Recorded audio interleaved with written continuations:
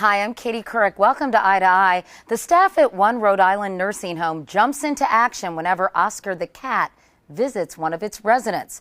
It seems Oscar not only has 9 lives, but also a sixth sense about death. Richard Schlesinger spoke to staff members about the bedside manner of one extraordinary animal. When did you first notice that there was something about Oscar?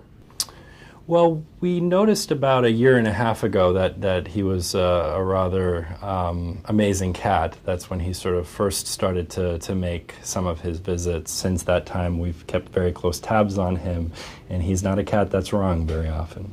So what does he do? Tell me.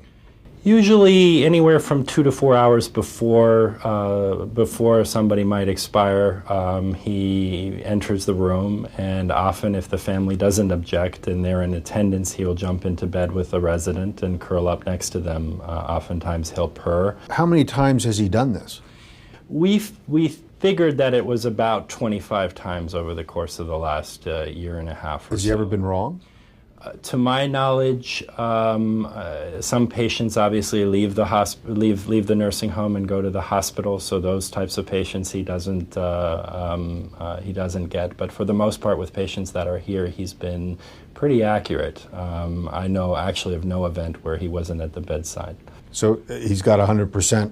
He's predictable accuracy? Very accurate. The reason why I wrote the story is really because it's an amazing story that's happening in a location that few people know anything about. With cases of end-stage dementia, many times patients are dying alone. They've outlived their loved ones, or their loved ones live elsewhere.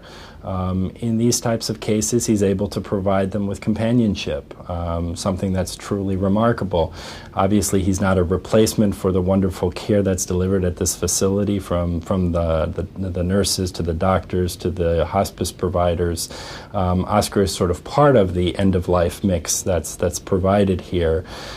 In other cases where there is family, he's allowed us to notify them. Are there patients who are afraid when Oscar shows up? The important thing to remember is that this is really a terminal dementia unit. Patients, unfortunately, here have, in most cases, lost the cognitive ability to understand the meaning behind Oscar. Perhaps that's a fortunate thing.